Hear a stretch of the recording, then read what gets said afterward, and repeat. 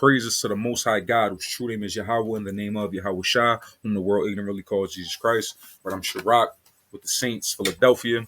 All praises. Today we're going to get into Daniel 2. Daniel 2 is speaking about a statue. Daniel prophesied about the statue. He's going to speak about different parts of it, which is going to represent kings and kingdoms. Daniel was prophesying from the time of Nebuchadnezzar, him being the head and his kingdom being the kingdom of Babylon. He's the head, and then every other part of his body in the statue is other kingdoms that was going to come after him. So we're going to have the head, it's going to be Nebuchadnezzar and the Babylonians, then it's going to be the Persian Medes, then it's going to be the Greeks, and it's going to be the Romans, and we're going to get some 10 toes. These 10 toes are going to be the same iron as the Romans, but it's going to be partly clay. It's going to be weak and strong. So it's going to have 10 toes, and we're going to get into what these 10 toes are, but we'll go more in depth in that in Daniel 7, because Daniel's vision goes more into detail into Daniel 7 when he has another vision. So let's start Daniel 2 verse. We're going to prove these things with prophecy, evidently, with the history of the Bible. We're going to go into to show what kingdoms came after these kingdoms, and then we can prove this also with world history. World history shows that there was a kingdom that was called Babylon. After this kingdom of Babylon, King Cyrus from the Medes took over and destroyed them. Destroyed the king and was the next kingdom to come into power. Then we see Alexander the Great and taking the kingdom from the next Darius, and then we see the Romans. We know the Romans came up after the Greeks, and after that there was a fall of the Roman Empire, which is going to be these 10 toes. These 10 toes are the European Economic Community, also known as the EU or the European Union. Let's get to it. Daniel 2 verse 1. And in the second year of the king of Nebuchadnezzar dreamed dreams whereof his spirit was troubled and his sleep brake from him. Then the king commanded to call the magicians and the astrologers and the sorcerers and the Chaldeans for to show the king his dreams. So they came and stood before the king, and the king said unto them, I have dreamed a dream, and my spirit was troubled to know the dream. Then spake the Chaldeans to King Syriac, O king, live forever. Tell thy servants the dream, and we will show the interpretation. The king answered and said to the Chaldeans, the thing is gone from me. He didn't remember his dream. For ye will not make known unto if ye will not make known unto me the dream with the interpretation thereof, you shall be cut in pieces, and your houses shall be made a dunghill. But if you show the dream and the interpretation thereof, you shall receive of me gifts and rewards and great honor. Therefore, show me the dream and the interpretation thereof. They answered again and said, let the king tell his servants the dream, and we will show the interpretation of it. The king answered and said, I know of certainly that ye would gain the time, because ye see the thing is gone from me. He said, look, you're trying to buy time, because I already told you that this dream was already gone from me. I can't tell you it. But if you would not make known unto me the dream, there is but one decree for you. For ye have prepared lying and corrupt words to speak before me, till the time be changed. Therefore tell me the dream, and I shall know that ye can show me the interpretation thereof. So if you show me this dream, I know you could break it down, but I don't remember it. So you're going to have to remind me what this is. But if you could remind me what it is, you could tell me my dream, I know you can give me the understanding. So verse 10, the Chaldeans answered before the king and said, there is not a man upon the earth that can show the king's matter. Therefore, there is no king, lord, nor ruler that adds such things at any magician or astrologer or Chaldean. And it is a rare thing that the king requireth, and there is none other that can show it before the king except the gods, whose dwelling is not with flesh. For this cause the king was angry and very furious, and commanded to destroy all the wise men of Babylon. And the decree went forth that the wise men should be slain, and they sought Daniel and his fellows to be slain. Then Daniel answered with counsel and wisdom at Arioch, the captain of the king's guard, which was gone forth to slay the wise men of Babylon. He answered and said to Arioch, the king's captain, why is the decree so hasty from the king? Then Arioch made the thing known to Daniel. Then Daniel went in and desired of the king that he would give him time, and that he would show the king the interpretation. Then Daniel went to his house and made the thing known to Hananiah, Mishael, and Azariah, his companions. So he said, look, let the king know, like, give me some time, and I'm gonna let him know this interpretation. And he went, where two or more gathered, the Lord is in the presence of him. So Daniel went to his brothers Hananiah, Mishael, and Azariah, and let him know what we gotta do. Then they would desire mercies of God, the God of heaven, concerning this secret, that Daniel and his fellows should not perish with the rest of the wise men of Babylon. Like, if the Lord is with us, he gonna show us this. He gonna use this for us, for the Lord's glory to be shown. So the secret is revealed to Daniel. Then was a secret revealed unto Daniel in a night vision. Then Daniel blessed the God of heaven. Daniel answered and said, "Blessed be the name of God forever and ever, for wisdom and might are his." All this is due just to glorify the Most High, because when we get in predicaments, sometimes we get out of these predicaments and we think that this is all of ourselves. But the Most High gonna put you in a situation that only God could get you out of, and this is one of those situations. Like, it's got to be the Lord. Everything is of the Lord, but things like this remind us, like, it's not of ourselves, right? So Daniel answered and said, "Blessed be the name of God forever and ever, for wisdom and might are his.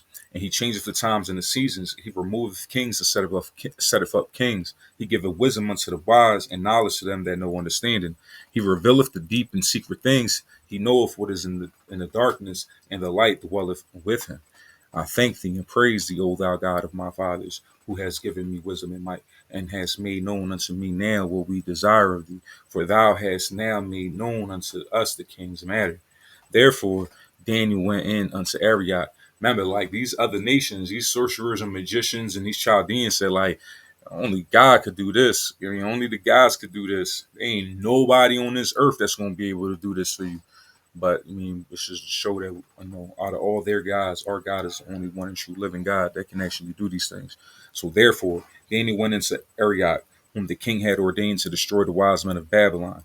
He went and said thus unto him, "Destroy not the wise men of Babylon. Bring me in before the king, and I will show unto the king the interpretation." Daddy, what's up? Go ahead, but it got to be quiet. So verse 25. Then Arioch brought in Daniel before the king in haste, and said thus unto him, "I have found a man of captives of Judah that will make known unto the king the interpretation." The king answered and said it to Daniel, whose name was Belshazzar, when you read in chapter 1. "Art thou made able to make known unto me the dream which I have seen, and the interpretation thereof?" Daniel answered in the presence of the king and said, "The secret which the king hath commanded cannot the wise men, the astrologers, the magicians, the soothsayers show unto the king. But there is a God in heaven that revealeth secrets, and maketh known to the king Nebuchadnezzar what shall be in the latter days. Thy dream and the visions of thy head upon thy bed are these. As for thee, O king, thy thoughts came into thy mind upon my bed. Your thoughts came into my mind on my bed." Oh, no, he said, "As for thee, O king, thy thoughts came into thy mind upon thy bed." It's like, what should come to pass hereafter, and he that revealeth secrets maketh known to thee what shall come to pass. But as for me, the secret is not revealed to me for any wisdom that I have more than any living. But as for me, the secret is not revealed to me for any wisdom that I have more than any living. But for their sakes that shall make known the interpretation of the king, that thou mightest know the thoughts of thy heart. So the whole purpose is to let, this be known to Nebuchadnezzar, that there is a God. And this God, he knows your heart, right? So the king's dream: "Thou, O king, sawest, and behold, a great image. This great image, whose brightness was excellent, stood before thee. The form thereof was terrible." Right. So let's go to this image.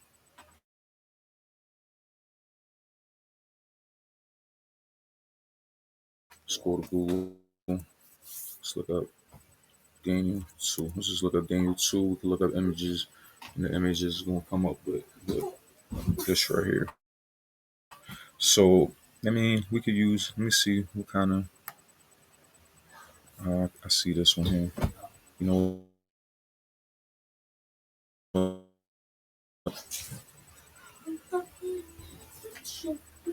So this is the statue that he dreamt.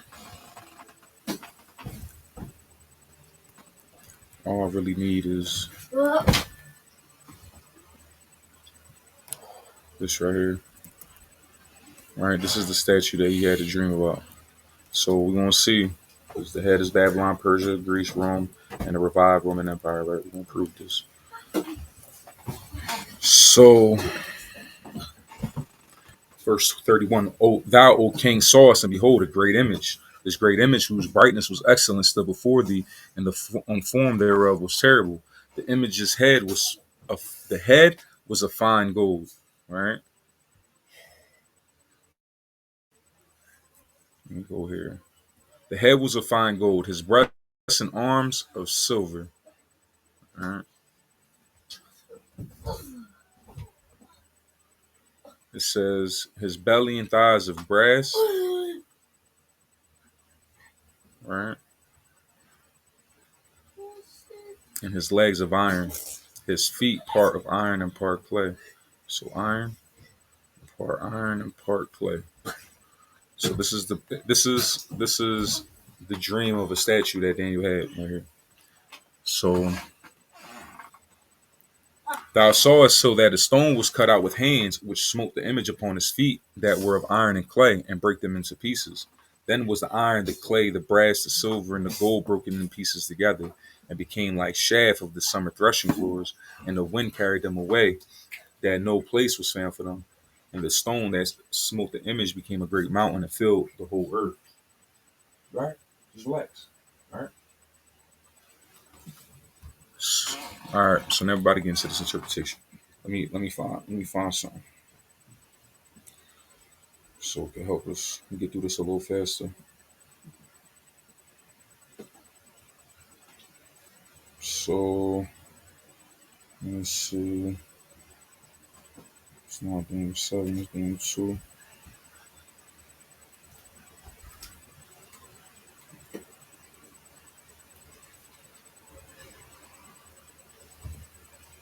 All right.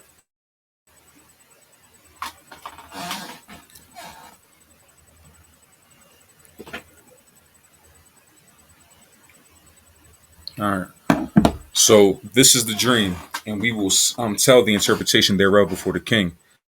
Thou, O king, art a king of kings, for the God of heaven hath given thee of kingdom, power, and strength and glory.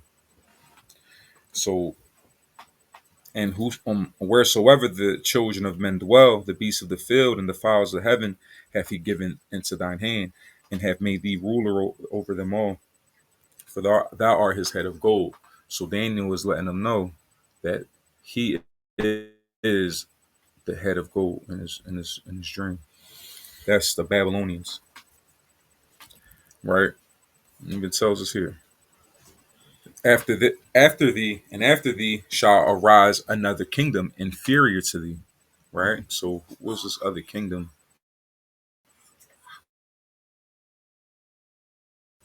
Let's go to blue letter.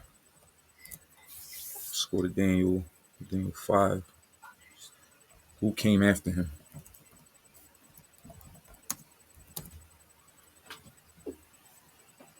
Right, this is dealing with Belshazzar. This is Nebuchadnezzar's like grandson.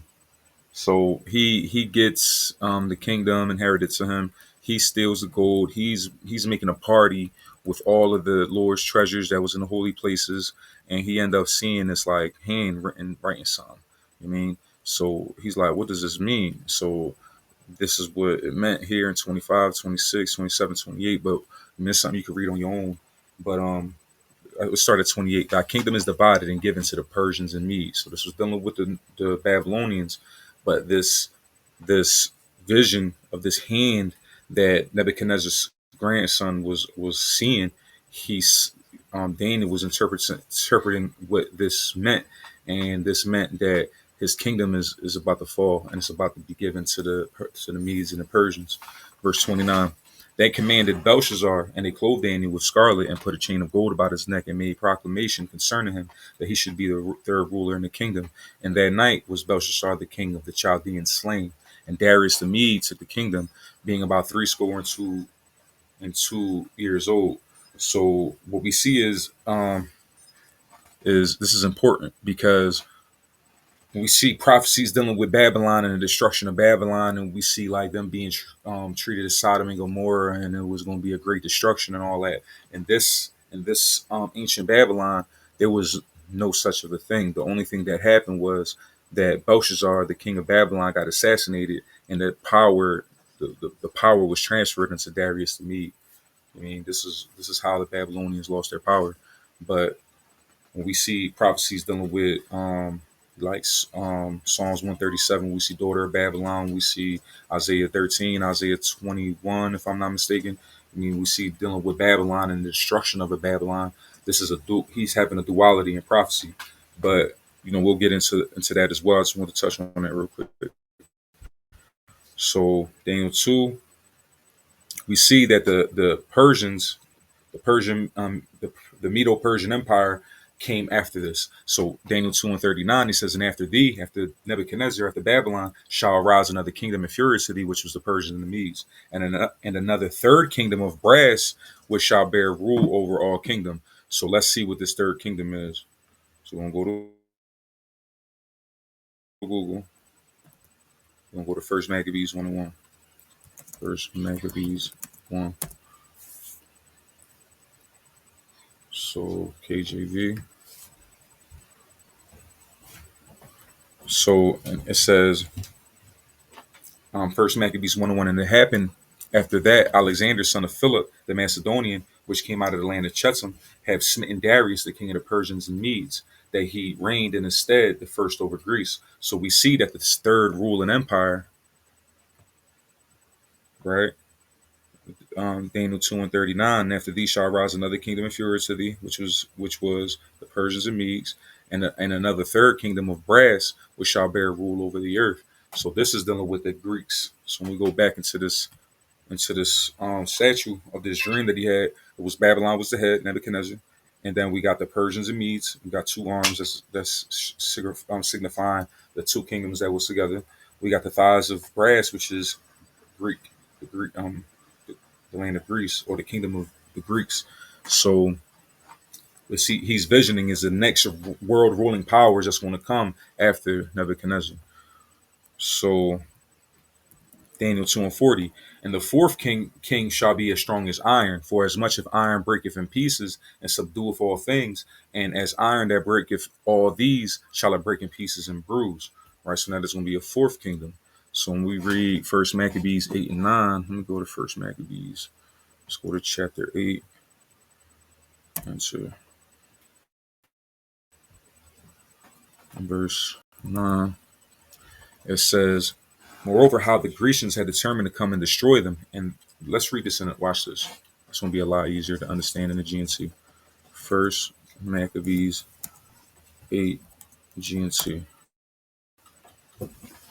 So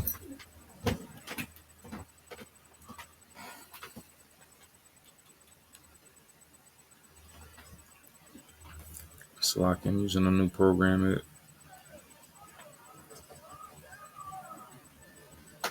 Let's go to Google. You got 4980 budget.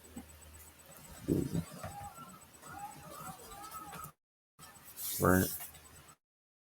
So we're gonna do First Maccabees 8. We're gonna go into GNC because it's gonna prove it.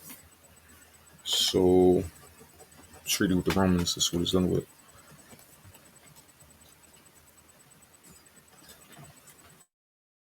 So First Maccabees 8, chapter 9.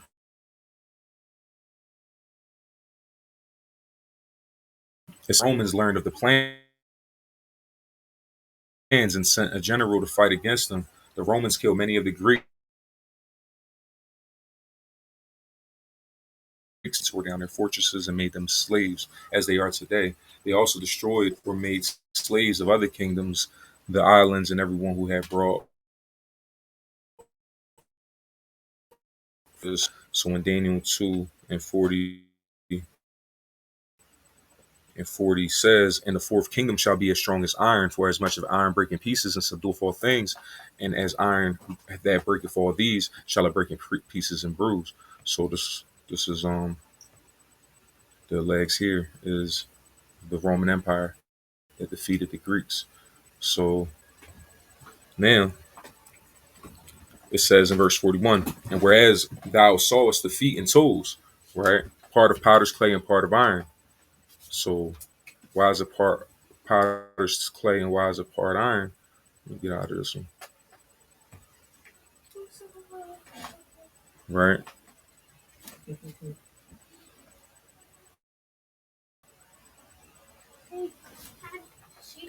So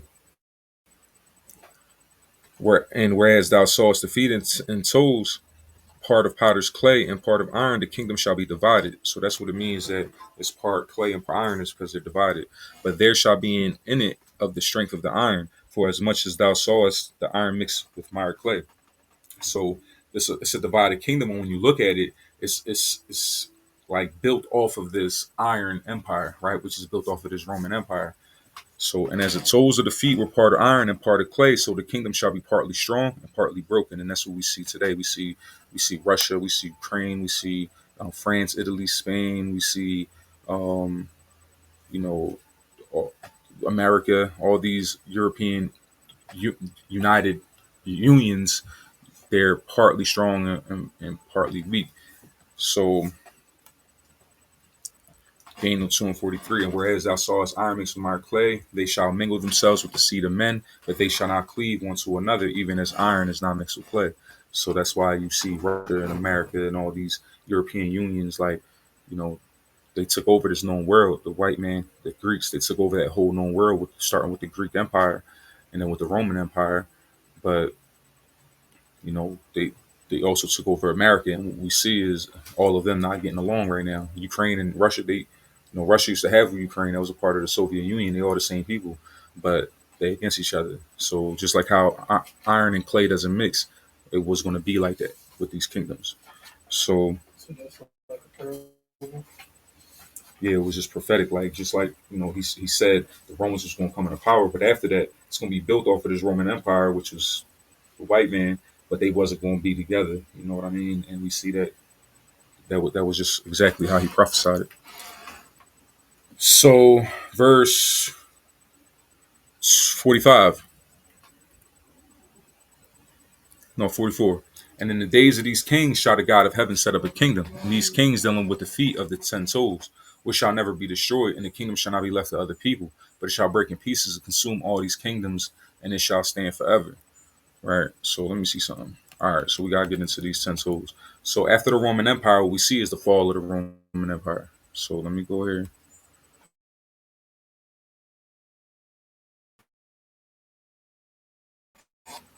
So fall of Roman. You know what? We're gonna look up Dark Ages, right? Because it's gonna give us an understanding. So I'm referring to the early Middle Ages in Western Europe, roughly 5th to 7th to 10th centuries, is characterized by a perceived decline in the economic, intellectual, and cultural activity following the fall of the Roman Empire. So it's really from the 5th to the 15th, right here. So the Dark Ages is a categorized commonly used to describe the period between the fall of the Roman Empire and the beginning of the Italian Renaissance and the Age of Exploration, roughly 600 to 1500 AD. This was 1,000 years that the devil was cast into this bottomless pit being Europe. So they lost their power. So after the rise of the Roman Empire, what came about was the European Economic Community, also known as EU. So let's look that up. The European Economic Community.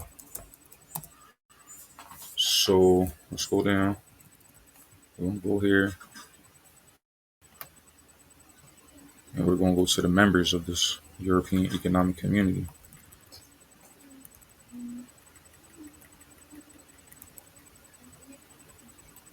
Where the members at? Right here. So it says the 6 states that founded the EEC and the other two communities were known as the Inner Six. The Outer Seven, whose were those countries who formed the European Free Trade Association.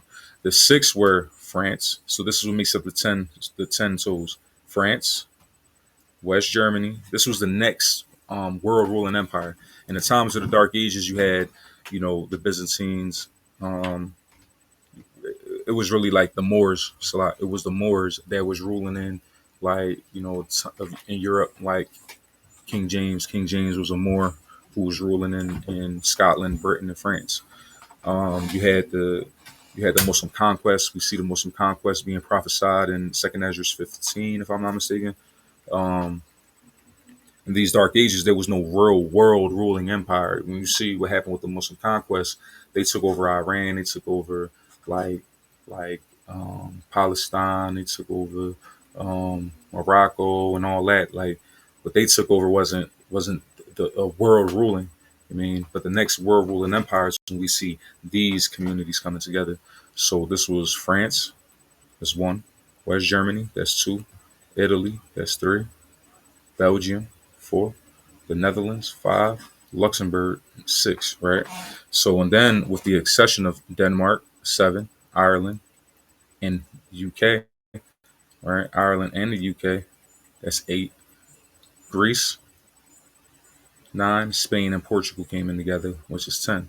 These are the 10 ruling empires. Ireland and the UK being together, Spain and Portugal being together, which makes this 10 kings that came together to make this 10 toes that was going to be of the iron, but was going to be partly strong and partly weak. So this became part of the EEC. This is the next world ruling empire, right? Now, when we read in Daniel 7 is going to speak more about these 10 horns, which is the 10 toes, and then we're going to see this little horn coming up. We're going to prove that that's America that took out three of these other horns, which was France, Britain, and Spain. And this is how this little horn became the ruling empire. But the purpose of going here, because we got to go here before we go there. So the purpose of going here, so we can get ourselves ready and prepared to go into Daniel 7, and then we'll go into as much as we can here to help you gain understanding when we get there. So Daniel 2 and 45, it says, let's start at 44. And in the days of these kings shall the God of heaven set up a kingdom which shall never be destroyed. And the kingdom shall not be left to other people, but it shall break in pieces and consume all these kingdoms, and it shall stand forever. So after we see these world ruling powers, these are the powers that's going to come. This is the time of the Gentiles when they was going to be in power until God brings his kingdom, right? And we see when God brings his kingdom, as we see, it's not going to be left to no other people. I mean, but it's going to consume these nations, like how Revelation 2 and 26 says, right? Let's go to Revelation 2 and 26 real quick.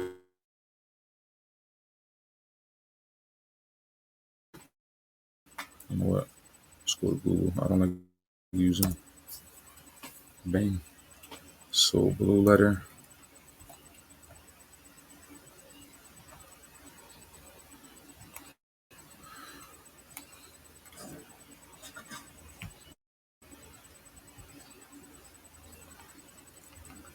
Revelation 2.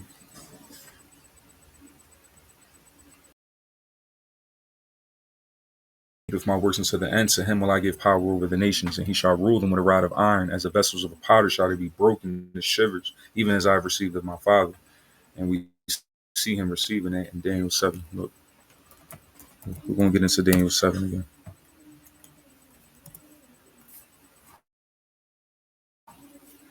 So in Daniel 7, what is it, 9?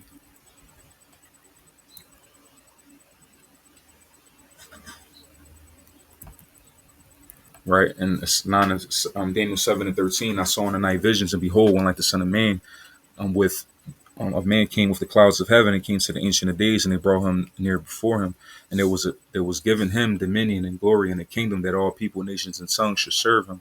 His dominion is an everlasting dominion which shall not pass away, and his kingdom which shall not be destroyed. Right. So we see this kingdom coming to pass after this,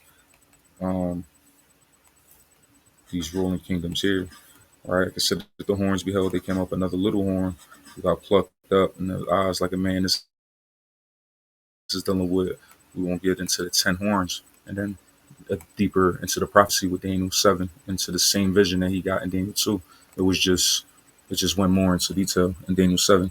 So when he sees, when I saw a stone that was cut off the mountain, 2 and 44, let's go back to it. And in the days these kings shall the God of heaven set up a kingdom, which shall never be destroyed, and the kingdom shall not be left to other people, but it shall break in pieces and consume all these kingdoms, and it shall stand forever.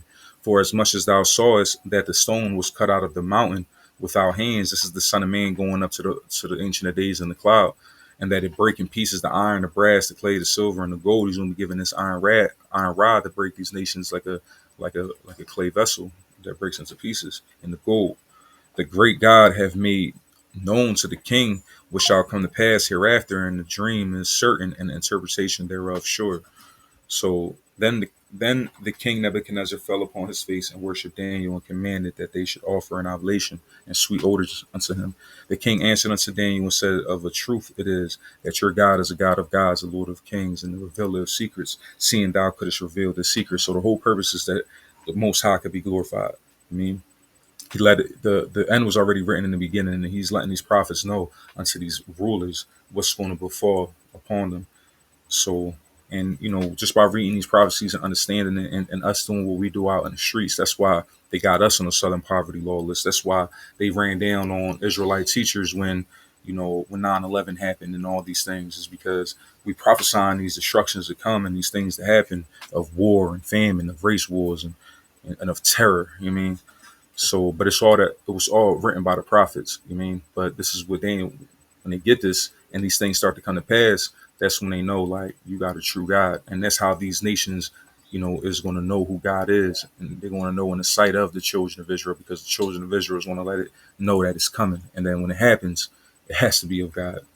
So the king answered unto Daniel and said, of a truth it is that your God is a God of gods, the Lord of kings, and a revealer of secrets, seeing thou couldst reveal this secret. Then the king made Daniel a great man and gave him many great gifts, and made him ruler over the whole province of Babylon, and chief of the governors over all the wise men of Babylon. Then Daniel requested of the king, and he sat Shadrach, Meshach, and Abednego over the affairs of the province of Babylon, but Daniel sat at the gate of the king. So yeah, Daniel prophesied that of this here. He prophesied this statue here. This statue is Nebuchadnezzar's dream. That's why you see brothers on the corners with this. So the head is Babylon, Persians and Medes, Greece, Rome. This is going to be the European Economic Community, which America is going to derive out of. After this, Yahushua is going to be sent to destroy these nations, and the kingdom is going to be set for the children of Israel. They're going to rule over all these kingdoms. This is the prophecy of Daniel 2. Put on the chat if y'all got any questions. I'll answer any questions, Lord willing. And with that, all praise, call for Yahweh, Shema Mashiach, Yahushua, Muaf, Wabo, Ball.